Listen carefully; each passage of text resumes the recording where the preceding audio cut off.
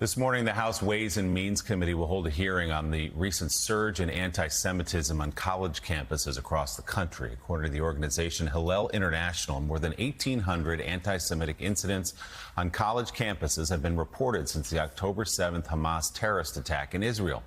That's a 700% increase compared to last year. Joining us now, the founder and chairman of the nonprofit Louis D. Brandeis Center for Human Rights Under Law, Kenneth Marcus. He's also the former Assistant U.S. Secretary of Education for Civil Rights. He will be testifying at today's House committee hearing. Mr. Marcus, thanks for being with us this morning. Those numbers are staggering. What do you want to tell Congress today? How do we change the trajectory of where this seems to be headed?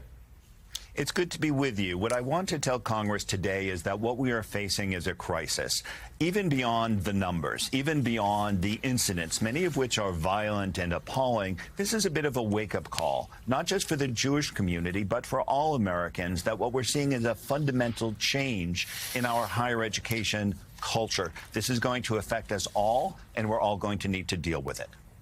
So what are some ways we can deal with it? What are some, I mean, this is such a complex problem, obviously, but what are some concrete steps that can, start that process? Well, Congress certainly should pass the Anti-Semitism Awareness Act in order to provide the tools that the U.S. Department of Education needs in order to make sure that colleges are in compliance. Universities need to look at their policies to make sure that they're in a position to deal with some of these violent uprisings, some of these protests gone wrong, some of this mass harassment of Jewish students. But it goes beyond dealing with specific incidents. It really is a wake-up call to ask fundamental questions. What are we doing as a people in which students now, American college students, are aligning themselves in many cases with a so-called resistance movement, which has been violent and terrorist? I think it's more than just a question of how to deal with specific discrete questions. It's also a question of we really need to do some soul searching as to how we got to this point with American higher education and how we can turn things around. Ken, you've mentioned the phrase wake-up call several times in a very brief period of time here this morning. My question to you is, how many college presidents need a wake-up call? Well, it seems all of them. I mean, the fact is there are a small number of college presidents who have issued statements that show moral clarity. Others haven't been able to do even that.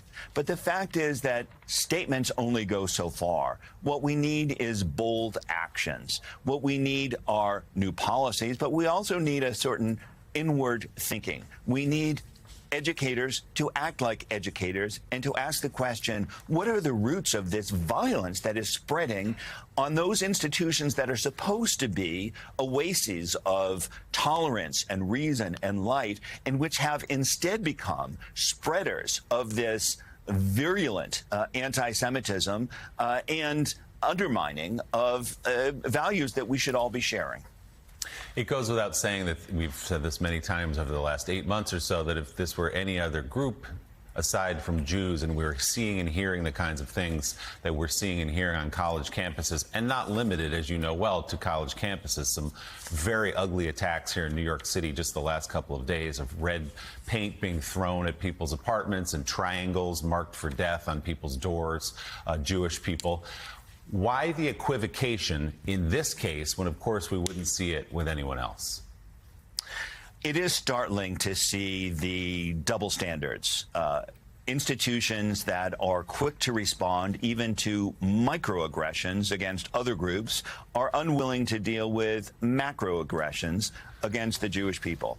Some of it has to do with misunderstanding about the nature of anti-Semitism. Some of it has to do with confusion over a form of discrimination that university administrators have thought was a part of the past. Some of it is an ideology in which DEI, or diversity, equity, and inclusion offices, tend to think about Jews as being privileged white groups that don't necessarily need their protection. And now they're realizing that there is a form of bias on their own campuses that is very different than what they've been trained to address. All right. Former Assistant U.S. Secretary of Education for Civil Rights, Kenneth Marcus, thank you so much for being on the show this morning. We appreciate it. My pleasure to be here.